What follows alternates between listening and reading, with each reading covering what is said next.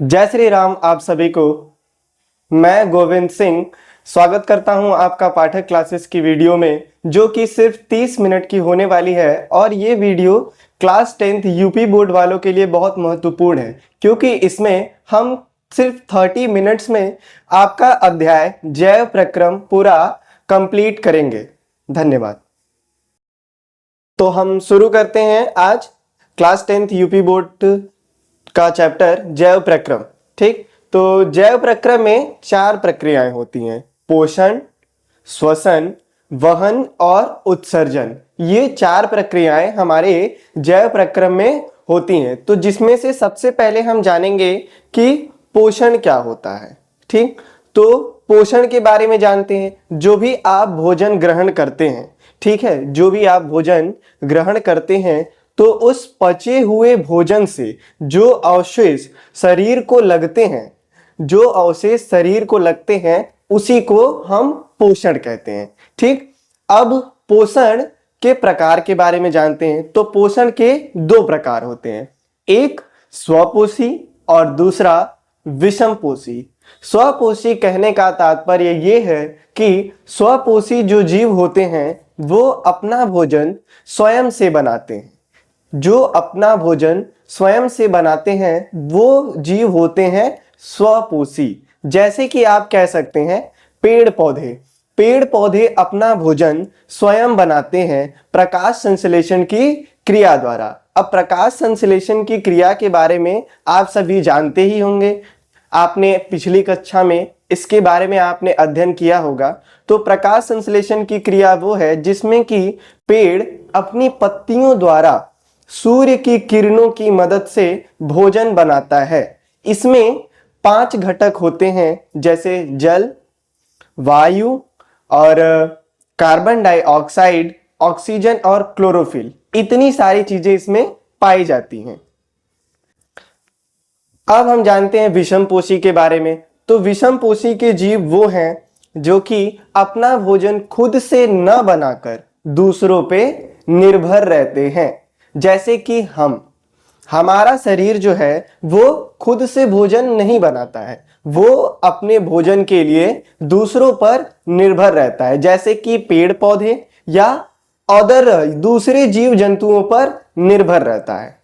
ठीक, तो ये था हमारा पोषण। अब हम जानते हैं पोषण में विषमपोषी में भी प्रकार होते हैं। विषमपोषी में भी कई प्रकार होते हैं, जैसे कि मृतजीवी पोषण या परजीवी पोषण। तो मृतजीवी पोषण वो पोषण होता है जिसमें कि जो जीव होते हैं वो अपना भोजन सड़े गले जानवरों से या फिर सड़े गले पत्तियों से बनाते हैं। अब अगला है परजीवी पोषण। ये भी एक प्रकार का विषमपोषी पोषण है, जिसमें जो जीव होते हैं वो दूसरे जीव के शरीर के अंदर या बाहर रहते हैं और उन्हीं से अपना भोजन या अपना पोषण प्राप्त करते हैं। इनको कहते हैं परजीवी, जैसे कि जोक, अमरबेल। चलिए अब जानते हैं कि जीव अपना पोषण कैसे करते हैं। तो जीव कितने प्रकार के होते हैं? आप सभी जानते होंगे कि जीव जो होते हैं वो 2 प्रकार के होते हैं। एक होते हैं एक कोशिकीय जीव और दूसरे होते हैं बहुकोशिकीय जीव। एक कोशिकीय जीव वो होते हैं जो कि केवल एक कोशिका से बने होते हैं, और बहुकोशिकीय जीव वो जीव होते हैं जो बहुत सारी कोशिकाओं से मिलकर बने होते हैं।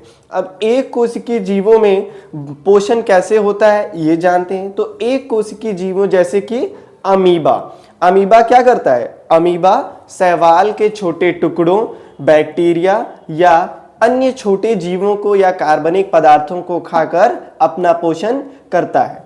ठीक,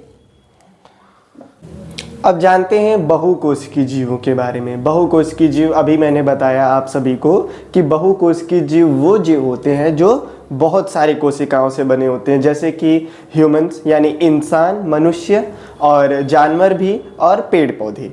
तो अब जानते हैं मनुष्य में पोषण कैसे होता है। तो मनुष्य में पोषण कई चरणों में पूर्ण होता है, जैसे कि मुख गुहा से अमाशय में, फिर अमाशय से क्षुदांत्र में, फिर छोटी आंत में और फिर बड़ी आंत में। ठीक, अब सबसे पहले हम काम जानेंगे मुख गुहा का, कि मुख गुहा का कार्य क्या होता है। भोजन को मुख गुहा में दांतों द्वारा छोटे छोटे टुकड़ों में तोड़ा जाता है और लार ग्रंथि से निकलने वाला लार या लाला रस भोजन से पेशी जिह्वा द्वारा मिलाया जाता है। मतलब कि मुख गुहा का काम होता है भोजन को छोटे छोटे टुकड़ों में करना और उनको लार में मिलाना। अब लार में एक एंजाइम होता है, लार में एक प्रकार का एंजाइम पाया जाता है जिसको कि लार एमिलेज या टाइलिन कहते हैं। यह मंड को शर्करा में खंडित करता है। मतलब जो हमने अपने भोजन को अपने मुंह में मिलाया है वो उसको खंडित करता है, छोटे छोटे टुकड़ों में विभाजित करता है। मनुष्य की मुख गुहा में 3 जोड़ी लार ग्रंथि होती है। एक पैरोटिड ग्रंथि, दूसरी सब मैंडिबुलर लार ग्रंथि और तीसरी सब लिंगुअल लार ग्रंथि। अगला हमारा भाग है, ये मुख गुहा का कार्य था। अगला हमारा भाग है अमाशय। अमाशय के बारे में अब हम जानते हैं। मुंह से अमाशय तक भोजन ग्रसिका या ईसोफेगस द्वारा क्रमांकुच गति द्वारा ले जाया जाता है। अमाशय की पेशी भित्ति भोजन को अन्य पाचक रसों के साथ मिश्रित करने में सहायता करती है। अमाशय की भित्ति में उपस्थित जठर ग्रंथि जो हाइड्रोक्लोरिक अम्ल यानी कि HCl, प्रोटीन पाचक एंजाइम पेप्सिन तथा श्लेष्मा श्रावण करती है। अमाशय से जो भोजन होता है वो छोटी आंत में प्रवेश करता है। यह अवरोधनी पेशी द्वारा नियंत्रित होता है। यहाँ कार्बोहाइड्रेट, प्रोटीन तथा वसा के पूर्ण पाचन का स्थल होता है। यहाँ अमाशय से आने वाला भोजन अम्लीय होता है जिसको अग्नाशयिक एंजाइम क्रिया के लिए क्षारीय माध्यम यकृत से स्त्रावित पित्तरस द्वारा किया जाता है। वसा आंत में बड़ी गोलिकाओं के रूप में होता है जिस पर एंजाइम का कार्य मुश्किल होता है। एंजाइम की क्रियाशीलता को बढ़ाने के लिए पित्त लवण उसे छोटे गोलिकाओं में खंडित कर देता है, छोटी छोटी गोलिकाओं में खंडित कर देता है पित्तरस, जिसमें एंजाइम की क्रियाशीलता बढ़ जाती है।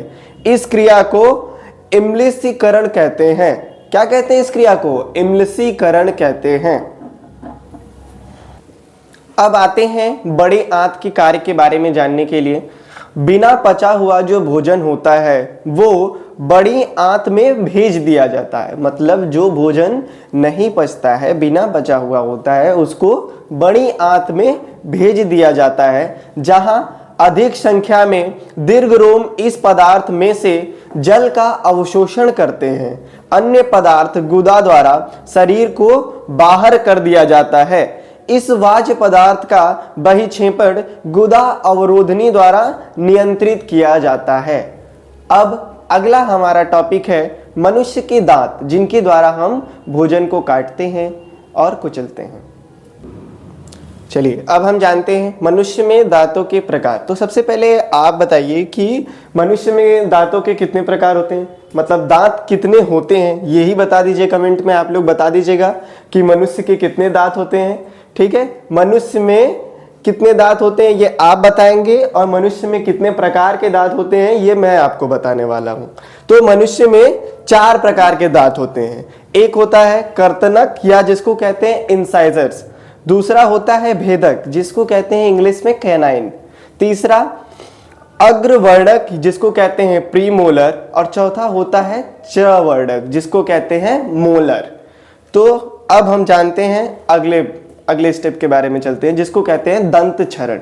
दंत क्षरण मुख में कार्बोहाइड्रेट का पाचन जो है वो लार द्वारा शर्करा में होता है। मुख में कार्बोहाइड्रेट का पाचन लार द्वारा शर्करा में होता है जिस पर जीवाणु क्रिया करके अम्ल बनाते हैं। जिस पे जीवाणु क्या करते हैं? क्रिया करते हैं और फिर अम्ल बनाते हैं, जिसमें इनेमल का मृदुकरण होता है। अनेक जीवाणु खाद्य कणों के साथ मिलकर दांतों पर चिपककर दंत प्लाक बनाते हैं जो दांत को ढक लेता है। इसे ब्रश द्वारा नहीं हटाया जाता, वे मज्जा में पहुंचकर जलन पैदा करते हैं। इस प्रकार दंत क्षरण शुरू होता है। यह था हमारा दंत क्षरण। अगली प्रक्रिया अब हम पढ़ेंगे श्वसन। पोषण के लिए इतना ही। चलिए अब जानते हैं श्वसन के बारे में। श्वसन पोषण प्रक्रम के दौरान ग्रहण की गई खाद्य सामग्री का उपयोग कोशिका में होता है, जिसमें विभिन्न जैव प्रक्रमों के लिए ऊर्जा प्राप्त होती है। ऊर्जा उत्पादन के लिए कोशिकाओं में भोजन के विखंडन को कोशिकीय श्वसन कहते हैं। अगला हम जानते हैं श्वसन के प्रकार। ठीक, आप लोग ये लेक्चर दोबारा सुन लीजिएगा, जिससे कि आपको सारी चीजें क्लियर हो जाएंगी। श्वसन दो प्रकार के, एक वायवीय श्वसन, दूसरा अवायवीय श्वसन। वायवीय श्वसन कोशिका के कोशिका द्रव्य में मौजूदा कोशिकांग माइटोकॉन्ड्रिया में पाइरूवेट का विखंडन ऑक्सीजन के उपस्थिति में होता है। इस अभिक्रिया को वायवीय श्वसन कहते हैं। परिणाम स्वरूप जल, कार्बन डाइऑक्साइड और ऊर्जा की प्राप्ति होती है। ऊर्जा एटीपी में संचित हो जाती है। वायवीय श्वसन में अधिक ऊर्जा उत्पन्न होता है। ये था हमारा वायवीय श्वसन। अगला है हमारा अवायवीय श्वसन। चलिए जानते हैं अवायवीय श्वसन। कोशिका के कोशिका द्रव्य में ग्लूकोज का आंशिक विखंडन ऑक्सीजन की अनुपस्थिति में एंजाइम की मदद से होता है। इसे ही अवायवीय श्वसन कहते हैं। परिणाम स्वरूप एथेनॉल, लैक्टिक एसिड तथा कार्बन डाइऑक्साइड का निर्माण होता है। इसमें आंशिक ऊर्जा की प्राप्ति होती है तथा कार्बन डाइऑक्साइड के दो अणु बनते हैं। अगला हमारा टॉपिक है वायवीय श्वसन और अवायवीय श्वसन में अंतर। इन दोनों के बारे में अभी जानते हैं।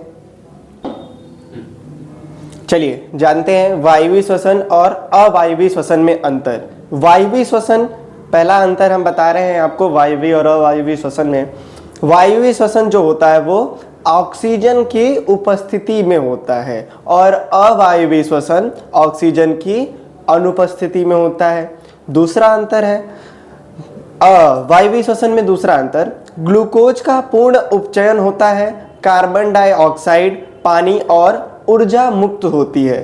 अवायवीय श्वसन ग्लूकोज का अपूर्ण अपचयन होता है, जिसमें ethanol, lactic acid, carbon dioxide और ऊर्जा मुक्त होती है।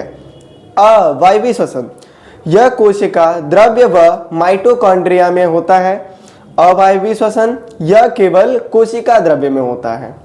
वायवीय श्वसन में अधिक ऊर्जा उत्पन्न होती है, यानी कि 36 एटीपी, और अवायवीय श्वसन में सिर्फ 2 एटीपी यानी कि बहुत ही कम ऊर्जा उत्पन्न होती है।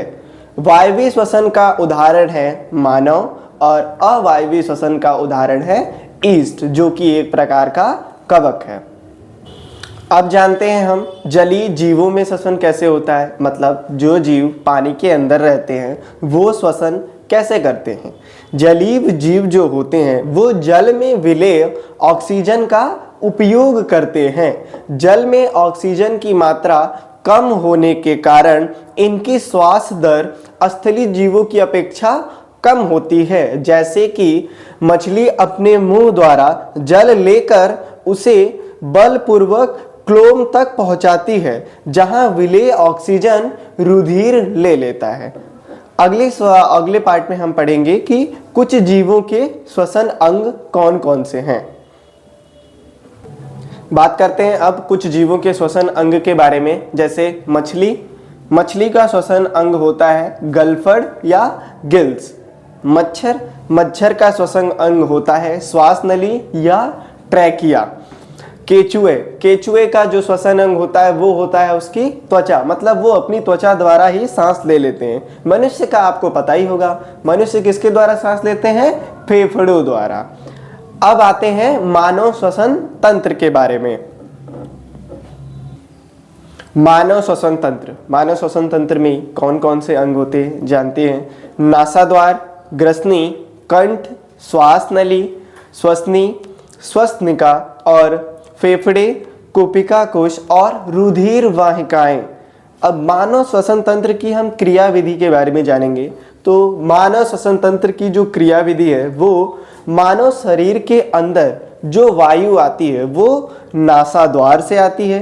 तो नासाद्वार से वायु आती है और नाक में उपस्थित जो महीन बाल होते हैं वो श्लेष्मा वायु के साथ अंदर जाने वाली अशुद्धियों को रोक लेते हैं। मतलब वायु के साथ जो अशुद्धियां जाती हैं वो जो हमारे नाक में छोटे महीन बाल होते हैं वो उनको रोक लेते हैं। यह अशुद्धियां परागकण, धूल, मिट्टी, जीवाणु, राख आदि हो सकती हैं। यानी जो रोड पे धूल धुएं उड़ते रहते हैं उनको जब हम श्वास लेते हैं तो नाक के महीन बाल उन्हें रोक लेते हैं। नासाद्वार से अंदर आ चुकी वायु ग्रसनी व कंठ से होते हुए श्वास नली में प्रवेश करती है। अगला भाग हम पढ़ेंगे ग्रसनी क्या होती है। यह श्वसन व पाचन तंत्र के लिए समान मार्ग है। ग्रसनी जो है वो श्वसन तंत्र के लिए और पाचन तंत्र के लिए दोनों के लिए ही समान मार्ग है। अब अगला है हमारा कंठ या स्वर तंत्र। यह श्वास नली के ऊपर व ग्रसिका के सामने उपस्थित एक नली है जिसकी लंबाई वयस्कों में लगभग 5 सेंटीमीटर तक होती है। अगला हम पढ़ेंगे मानव श्वसन क्रिया। मानव श्वसन क्रिया कैसे होती है बताते हैं आपको। मानव श्वसन क्रियाएं दो तरीके से हो रही हैं। एक होता है अंतः श्वसन, दूसरा होता है उच्च श्वसन। तो अंतः श्वसन में हम जानेंगे कि अंतः श्वसन में क्या होता है। अंतः श्वसन में वृक्षीय गुहा फैलती है, पसलियों में संलग्न पेशियां सिकुड़ती हैं और वक्ष ऊपर और बाहर की ओर गति करता रहता है। वायु में वायु का दाब कम हो जाता है, यानी कि गुहा में वायु का दाब कम हो जाता है और वायु फेफड़ों में भरती है।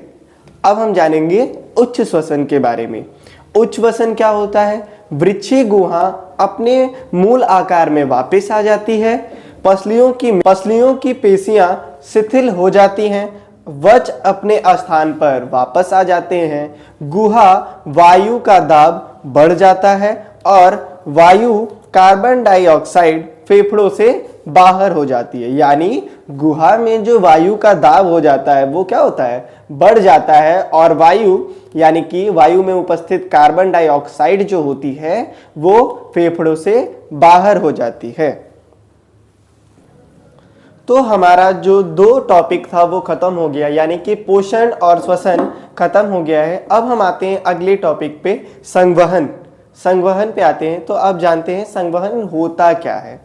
मनुष्य में भोजन, ऑक्सीजन व अन्य आवश्यक पदार्थों की निरंतर आपूर्ति करने वाला तंत्र संवहन तंत्र कहलाता है। यानी मनुष्य में जो भोजन, ऑक्सीजन व अन्य आवश्यक पदार्थों को निरंतर आपूर्ति करता रहता है वो कौन सा तंत्र कहलाता है? संवहन तंत्र कहलाता है। अब मानव में वहन किन किन तंत्रों के द्वारा होता है ये जानते हैं। तो मानव में जो संवहन होते हैं उनके 3 तंत्र होते हैं।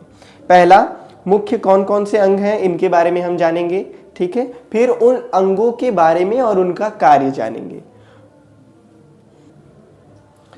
मनुष्य संवहन तंत्र के मुख्य 3 अवयव हैं। पहला है हृदय, दूसरा है रक्त नलिकाएं जिसमें कि हम धमनी व शिरा के बारे में भी जानेंगे, और तीसरा है हमारा वहन माध्यम यानी कि रक्त और लसिका के बारे में जानेंगे।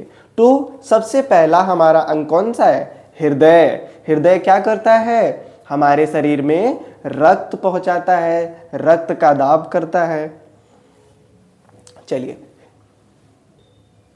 हृदय एक पेशी अंग है जो हमारी मुट्ठी के आकार का होता है। ऑक्सीजन प्रचुर रुधिर को कार्बन डाइऑक्साइड रुधिर से मिलने को रोकने के लिए हृदय कई कोष्ठों में बटा होता है। हृदय का दायां व बायां बंटवारा ऑक्सीजनित तथा विऑक्सीजनित रुधिर को मिलने से रोकने में लाभदायक होता है। यानी जो हृदय के चैम्बर्स होते हैं यानी कोष्ठ होते हैं जिसको कि अलिंद और निलय कहते हैं, वो ऑक्सीजन को और कार्बन डाइऑक्साइड ब्लड को आपस में मिलने से क्या करते हैं, रोकते हैं। मानव हृदय एक पंप की तरह होता है जो सारे शरीर में रुधिर का परिसंचरण करता है। किसकी तरह काम करता है? ये एक पंप की तरह जो मानव शरीर में रुधिर का परिसंचरण करता है। हृदय में उपस्थित वाल्व रुधिर प्रवाह का उल्टी दिशा में रोकना सुनिश्चित करते हैं। अब जानते हैं रक्तदाब क्या होता है। हृदय का कार्य इतना ही होता है, आप लोग इसको दोबारा देख लीजिएगा। अब हम बताते हैं आपको कि रक्तदाब क्या होता है। रुधिर वाहिकाओं की भित्ति के विरुद्ध जो दाब लगता है उसे रक्तदाब कहते हैं। मतलब रुधिर वाहिकाओं की भित्ति के विरुद्ध जो रक्तदाब लगता है उसे रक्तदाब कहते हैं। अब जानते हैं हम अगले अंग के बारे में, रक्त नलिका। रक्त नलिकाएं दो होती हैं, एक धमनी और दूसरी सिरा। धमनी के कार्य जानते हैं। धमनी वे रुधिर वाहिकाएं हैं जो रुधिर को हृदय से शरीर के विभिन्न अंगों तक ले जाती हैं। मतलब इनका कार्य क्या होता है, जो रुधिर होता है उसको हृदय से शरीर के विभिन्न अंगों तक पहुंचाना। धमनी की भित्ति मोटी तथा लचीली होती है क्योंकि रुधिर हृदय में उच्च दाब से निकलता है। वाल्व इसमें नहीं पाए जाते। धमनी में वाल्व नहीं होती है, ये सतही नहीं होते हैं, उत्तकों के नीचे पाए जाते हैं। धमनियां कहाँ पाई जाती हैं? उत्तकों के नीचे पाई जाती हैं। अब आप सब इतना तो जानते होंगे कि उत्तक क्या होते हैं। कोशिका का जो समूह होता है उसे ही हम उत्तक कहते हैं। अगला हमारा है सिरा। दूसरी रक्त नलिकाएं सिरा। सिरा का कार्य जानते हैं। सिराएं विभिन्न अंगों से अनाक्सीकृत रुधिर एकत्र करके वापस हृदय में लाती है। यानी जो अशुद्ध रुधिर होता है जिसमें कि कार्बन डाइऑक्साइड की मात्रा होती है उनको दोबारा हृदय में लाने का काम सिरा का कार्य होता है। हमारे शरीर में जितनी भी अशुद्ध रुधिर हैं यानी कि जिसमें कार्बन डाइऑक्साइड की मात्रा है उनको दोबारा हृदय तक पहुंचाना। तो शरीर में सभी अशुद्ध रुधिर को हृदय तक पहुंचाने का काम सिरा का होता है। सिरा की भित्ति कम मोटी व कम लचीली होती है। इसमें वाल्व होते हैं और ये सतही भी होते हैं। अगला हमारा है लसिका। लसिका जानते हैं क्या होता है। यह एक तरल उत्तक है जो रुधिर प्लाज्मा की तरह होता है। लसिका एक तरल उत्तक है जो रुधिर प्लाज्मा की तरह ही है, लेकिन इसमें अल्प मात्रा में मोटीन होते हैं। क्या होते हैं? मोटीन। लसिका वहन में सहायक होता है। चलिए अब जानते हैं पादपों में परिवहन कैसे होता है। पादप तंत्र एक अवयव है जो मृदा से प्राप्त जल और खनिज लवणों का वहन करते हैं, जबकि फ्लोएम पत्तियों द्वारा प्रकाश संश्लेषित उत्पादकों को पौधों के अन्य भागों तक वहन करता है। मतलब कि फ्लोएम का काम क्या होता है? जो प्रकाश संश्लेषण द्वारा भोजन बनाती हैं पत्तियां, उनको पौधे के हर एक अंग तक या पौधे के हर एक भाग तक पहुंचाना।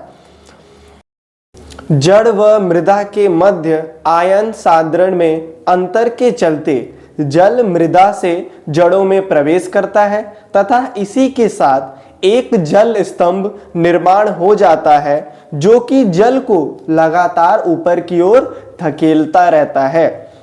यही दाब जल को ऊंचे वृक्ष के विभिन्न भागों तक पहुंचाता है।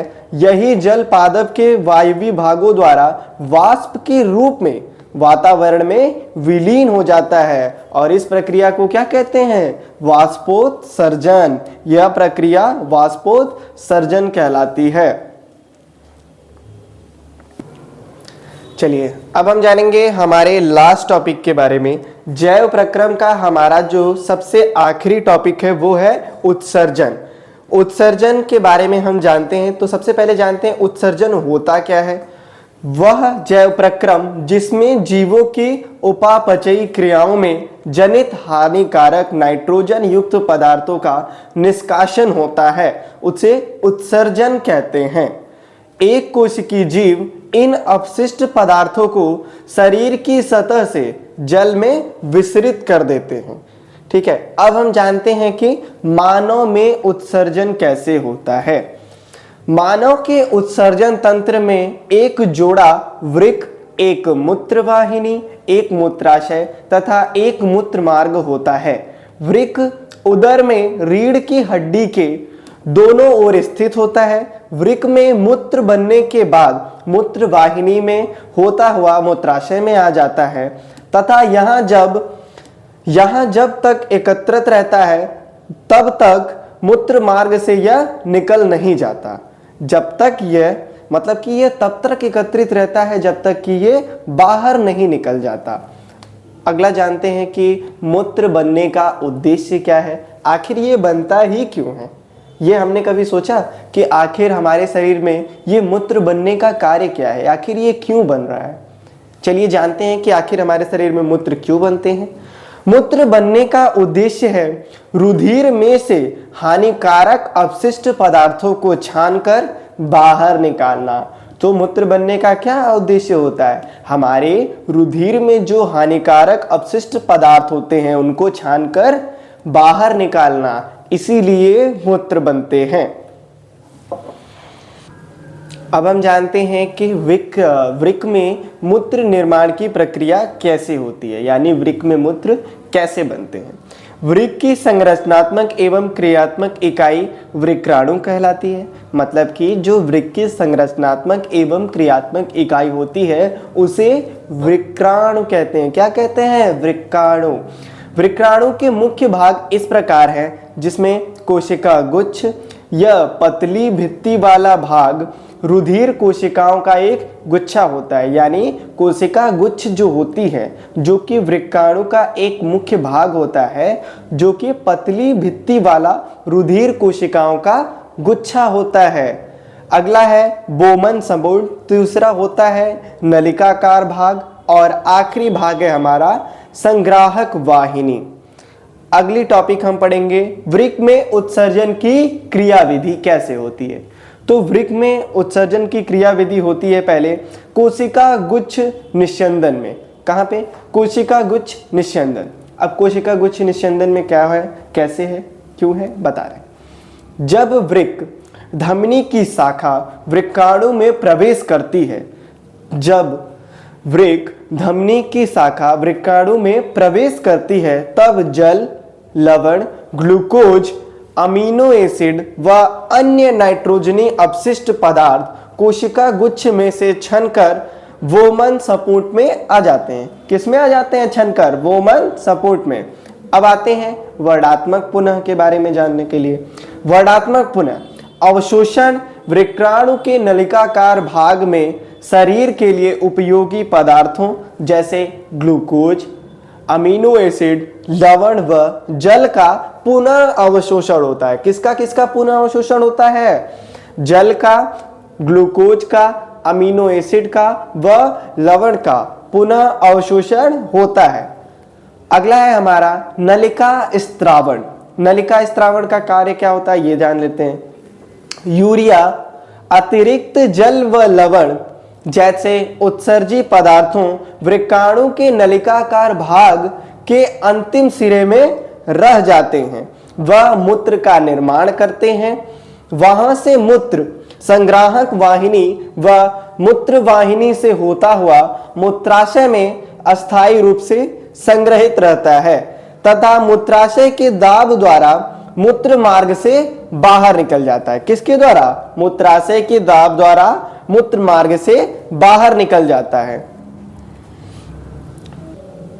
आज का हमारा आखिरी टॉपिक है पादप में उत्सर्जन। अब जानते हैं कि पादप में उत्सर्जन कैसे होता है। वाष्पोत्सर्जन प्रक्रिया द्वारा पादप अतिरिक्त जल से छुटकारा पाते हैं।